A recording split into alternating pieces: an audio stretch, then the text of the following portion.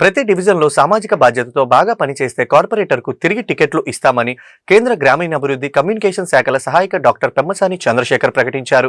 ప్రజలు స్వచ్ఛందంగా single use plastic నిర్మూలనకు కట్టుబడి ఉండాలని కోరారు. విచ్చలవిడిగా ప్లాస్టిక్ వినియోగం అనేక అనర్థాలకు కారణమవుతుందని తెలిపారు. డ్రైనేజీ వ్యవస్థను ప్లాస్టిక్ అస్తవ్యస్తంగా మారుస్తుందని స్వచ్ఛాంధ్రలో భాగంగా గుంటూరు నగరపాలక సంస్థ ఆధ్వర్యంలో గ్రీన్ ఏపీ థీమ్తో శనివారం గుంటూరు జిల్లా కలెక్టర్ కార్యాలయం లోడ్లో డివైడర్పై కేంద్ర సహాయక మంత్రి పెమ్మసాని చంద్రశేఖర్ మొక్కలు నాటారు.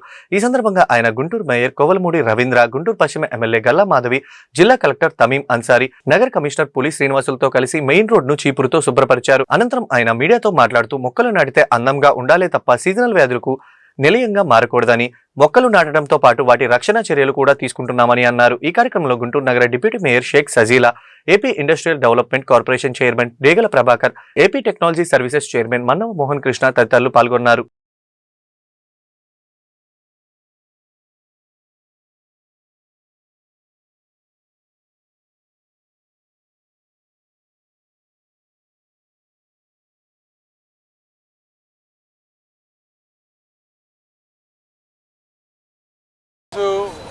క్లీన్ ఆంధ్రప్రదేశ్, స్వచ్ఛ ఆంధ్రప్రదేశ్ అనేది ఎంత ముఖ్యమో మీ అందరికీ తెలుసు.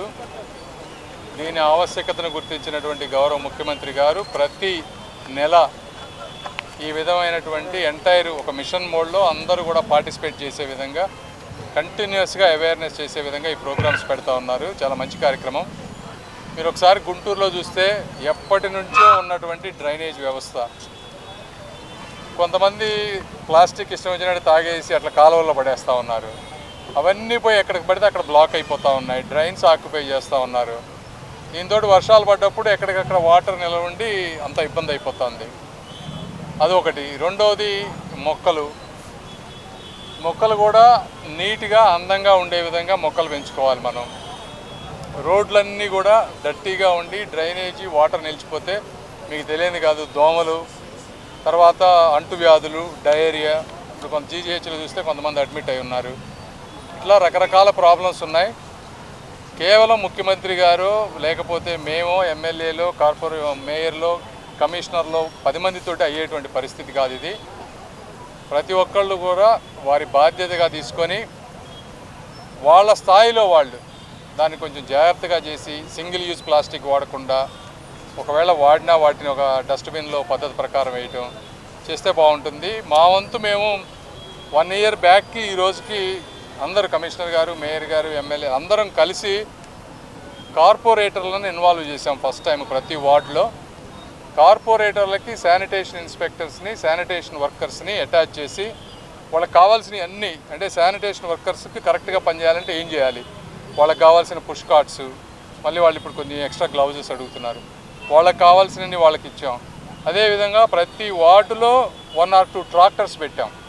సో ఆ చెత్త అంతా మార్నింగు, ఈవినింగు బయటకి తీసుకువెళ్ళటానికి ప్లస్ కంటిన్యూస్ మానిటరింగ్ చేస్తూ ఉన్నాం. మేము కూడా కార్పొరేటర్లు వీళ్ళందరికీ ఏం చెప్పామంటే, ఎక్కడైతే శానిటేషన్ బాగుంటుందో, ఏ వార్డుల్లో ఎక్కడైతే వీధి దీపాలు కరెక్ట్గా వెలుగుతాయో, కుక్కల సమస్య తక్కువగా ఉంటుందో అలాంటి వాళ్ళకే మళ్ళీ టికెట్లు ఇస్తాము. కాబట్టి మీరు కూడా రెస్పాన్సిబుల్ అవ్వాలి అనే విధంగా అందరినీ బాధ్యతలు చేశాం. కాబట్టి దీంట్లో ప్రజలందరూ కూడా, గుంటూరు ప్రాంత ప్రజలందరూ మీరు కూడా సహకరిస్తే ఎక్కడో ఇప్పుడు అమెరికానో లేకపోతే ఇంగ్లాండో ఆ దేశాలకు వెళ్ళి చేయక్కర్లా. ఇదేమి పెద్ద రాకెట్ సైన్స్ కాదు. నీట్గా గార్డెన్లు పెట్టుకోవటం, లాన్లు మెయింటైన్ చేసుకోవటం, ఎవరికి వాళ్ళు రెస్పాన్సిబిలిటీ తీసుకుంటే ఆంధ్రప్రదేశ్ కూడా అమెరికా లాగా ఇక్కడే ఉంటుంది. ఇనిషియేటివ్గా స్వచ్ఛతా హీ సేవా హే అనే ఒక కార్యక్రమాన్ని సెప్టెంబర్ 17 నుంచి రేపు గాంధీ జయంతి అక్టోబర్ 2 దాకా కూడా ఈ యొక్క కార్యక్రమాన్ని నిర్వర్తిస్తూ వస్తున్నాం. ఇది కాకుండా మన ఆంధ్రప్రదేశ్లో గౌరవ ముఖ్యమంత్రి వర్యుల ఆదేశాల మేరకు ప్రతి నెల కూడా 3వ శనివారం రోజు ఈ స్వచ్ఛాంధ్ర స్వర్ణాంధ్ర కార్యక్రమాన్ని చేపడుతూ ఉన్నాం.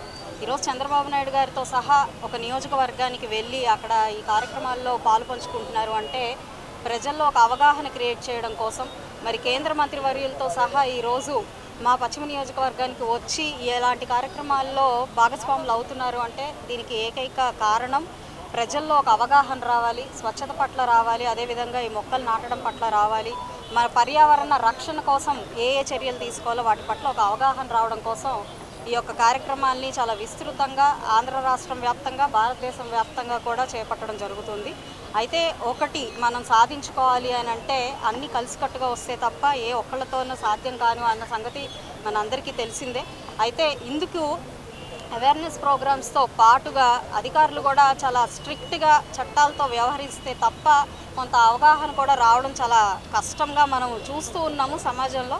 కాబట్టి ఇటు అధికారుల యొక్క నిబద్ధత, అదేవిధంగా ప్రజల యొక్క అవగాహన, మా యొక్క కృషి ఎలాగూ ఉంటుంది కాబట్టి దీనికి కావాల్సిన నిధులు కానివ్వండి, లేదంటే దీనికి సమకూర్చాల్సిన ఇన్ఫ్రా కానివ్వండి, మేమందరం సాయశక్తిలా ప్రయత్నించి తీసుకొచ్చే ప్రయత్నం చేస్తాము. ఇది ముందుకు తీసుకువెళ్ళడానికి ఇటు మీడియా మిత్రుల దగ్గర నుంచి కూడా సామాన్య ప్రజల దాకా కూడా ఒక అవగాహన రావాల్సిన అవసరం ఉంది. ఈరోజు చాలా సర్వసాధారణంగా కూల్ డ్రింక్ తాగేస్తాము, లేదంటే చిప్స్ తినేసి ఇది మానిష్టము అన్నట్టుగానే పారేసే పరిస్థితి కనపడుతుంది. ఇది పెద్దల దగ్గర నుంచి కూడా ఎవరు దాన్ని ఆపే ప్రయత్నం కూడా చేయరు. పిల్లలకు అవగాహన ఉండదు. స్కూల్స్లో కూడా చాలా దీన్ని సీరియస్గా కూడా చెప్పే పరిస్థితి లేదు. కాబట్టి ఒక స్కూల్ దగ్గర నుంచే పిల్లలకి దీన్ని అవేర్నెస్ క్రియేట్ చేస్తూ, ఇళ్లల్లో కూడా పెద్దలు చదువుకున్న వాళ్ళు ఉన్నారు ఈ రోజంతా, ఇళ్లల్లో కూడా ఆఫీసర్స్ ఫ్యామిలీస్ ఉన్నాయి, వీళ్ళందరూ కూడా ముందు వీళ్ళ పిల్లలకి చెప్తూ వాళ్ళు కూడా కొంత మారుతూ ప్రయత్నం చేస్తే చాలా బాగుంటుంది. కార్లలో ఏదైనా తినేసి కారు పాడవకుండా ఉండాలి అని చెప్పి భావిస్తారే తప్ప దాన్ని ఈజీగా బయటికి పారేస్తారు. రోడ్డు ఏదో వాళ్ళకి సంబంధించింది కాదు అని చెప్పి వాళ్ళకి తెలియని విషయం ఏంటంటే వాళ్ళు ఖర్చు చేసే ప్రతి రూపాయి ఆ రోడ్డు క్లీన్ చేయడానికే వాడతారు అనే సంగతి వాళ్ళకి తెలియకుండా విస్మరించేసి కారు మాత్రం నీట్గా ఉండాలి అని రోడ్ల మీద పారేస్తారు.